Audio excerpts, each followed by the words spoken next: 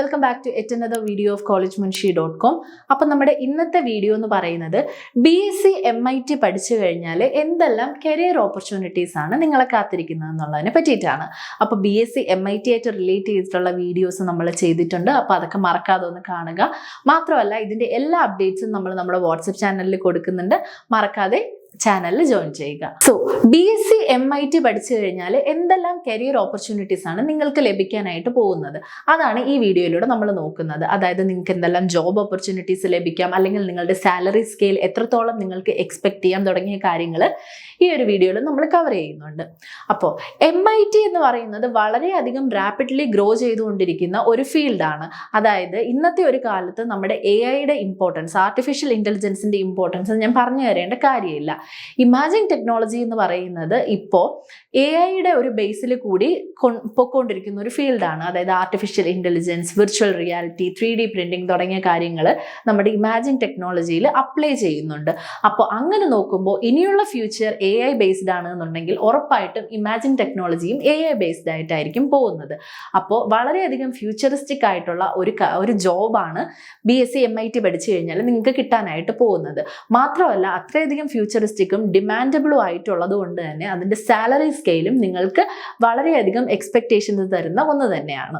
Paramedical കോഴ്സുകളിൽ ഏറ്റവും ടോപ്പിൽ വരുന്ന ഒരു കോഴ്സാണ് BSc MIT എന്ന് പറയുന്നത്. മാത്രമല്ല ഇത് വളരെ പഠിക്കാൻ എളുപ്പവും വളരെ അഫോർഡബിൾ ഫീസിൽ നിങ്ങൾക്ക് പഠിച്ചിറങ്ങാനും പറ്റുന്ന ഒരു കോഴ്സാണ്.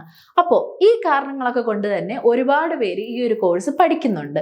എന്നാൽ പഠിച്ചതിന് ശേഷം എന്ത് ജോലി ചെയ്യും, അല്ലെങ്കിൽ എന്ത് കരിയർ ആയിരിക്കും എനിക്ക് കിട്ടാൻ പോകുന്നു എന്നുള്ള ഒരു കൺഫ്യൂഷൻ കൊണ്ട് പലരും ഈ ഒരു ഫീൽഡ് ചൂസ് ചെയ്യാറുമില്ല. എല്ലാ മെഡിക്കൽ ഫീൽഡ് പോലെ തന്നെയും ഇതിനെയും ഇഗ്നോർ ചെയ്ത് കളയുന്ന ഒരുപാട് ആൾക്കാരുണ്ടാവും. പക്ഷെ നിങ്ങൾക്ക് കിട്ടാൻ പോകുന്ന കരിയർ ഓപ്പർച്യൂണിറ്റീസ് എന്തൊക്കെയാണെന്നുള്ളത് ഞാൻ പറഞ്ഞുതരാം. ഹോസ്പിറ്റലുകളിൽ നിങ്ങൾക്ക് വർക്ക് ചെയ്യാനായിട്ട് സാധിക്കും. നമ്മുടെ radiography, CT scan, MRI, nuclear medicine തുടങ്ങിയ മേഖലകളിലെല്ലാം നമുക്ക് മെഡിക്കൽ ഇമാജിംഗ് ടെക്നോളജി എന്ന് പറയുന്നത് വളരെയധികം ആവശ്യമുള്ള സ്ഥലങ്ങളാണ്. അപ്പോൾ നിങ്ങളിപ്പോൾ ഹോസ്പിറ്റൽസിൽ വർക്ക് ചെയ്യുകയാണെന്നുണ്ടെങ്കിൽ നിങ്ങൾക്ക് അവിടെ ഇത് അപ്ലൈ ചെയ്യാനായിട്ട് സാധിക്കും.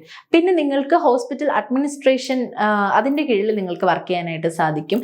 പിന്നെ അത് കൂടാതെ പ്രൈവറ്റ് ആയിട്ട് ക്ലിനിക്കുകൾ നടത്തിയിട്ടും നിങ്ങൾക്ക് ഒരു കരിയർ ഇതിൽ ബിൽഡ് ചെയ്യാം. കൂടാതെ നിങ്ങൾക്ക് CT scan technologist, MRI technician, radiology technician തുടങ്ങിയ മേഖലകളിലും വർക്ക് ചെയ്യാനായിട്ട് സാധിക്കും.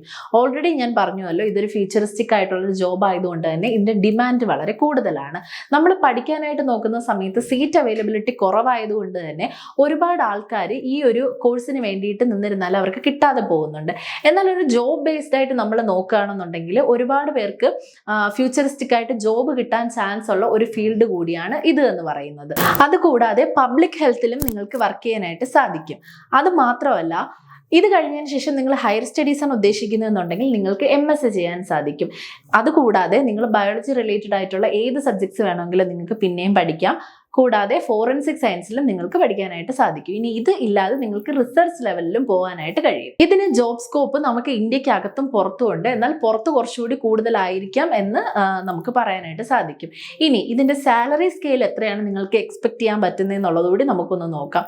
നിങ്ങളൊരു എൻട്രി ലെവലിലുള്ള ആളാണ് എന്നുണ്ടെങ്കിൽ ഒരു 30 to 35 വരെ നിങ്ങൾക്ക് പെർ മന്ത് പ്രതീക്ഷിക്കാനായിട്ട് സാധിക്കും. 30 മുതൽ 35 വരെ ആയിരിക്കും നിങ്ങളുടെ സാലറി സ്കെയിൽ എന്ന് പറയുന്നത്. ഇനി നിങ്ങൾ ഒരു എക്സ്പീരിയൻസ് ലെവലായിട്ടുള്ള ആളാണ്, അല്ലെങ്കിൽ ഒരു മിഡ് ലെവലിലുള്ള ആളാണ് എന്നുണ്ടെങ്കിൽ നിങ്ങൾക്ക് 40 മുതൽ 45 വരെ പെർ മന്ത് പ്രതീക്ഷിക്കാൻ സാധിക്കും.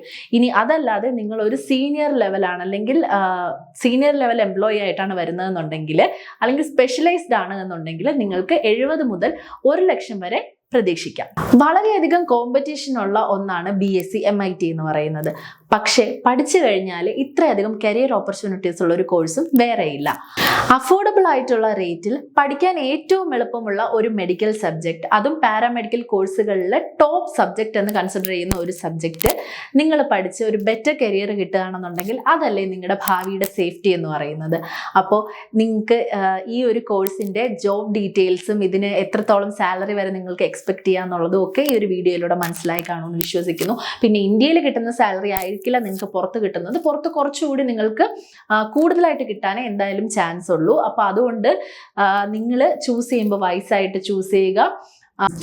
അപ്പോൾ അഡ്മിഷൻ റിലേറ്റഡ് ആയിട്ടുള്ള കാര്യങ്ങൾക്കും അതിൻ്റെ ക്വയറീസിനും അതുകൂടാതെ ഇനിയുള്ള അപ്ഡേറ്റ്സിനും കാര്യങ്ങൾക്കും ഒക്കെ ആയിട്ട് ഞങ്ങളുടെ വാട്സപ്പ് ചാനലിൽ മറക്കാതെ ജോയിൻ ചെയ്യുക.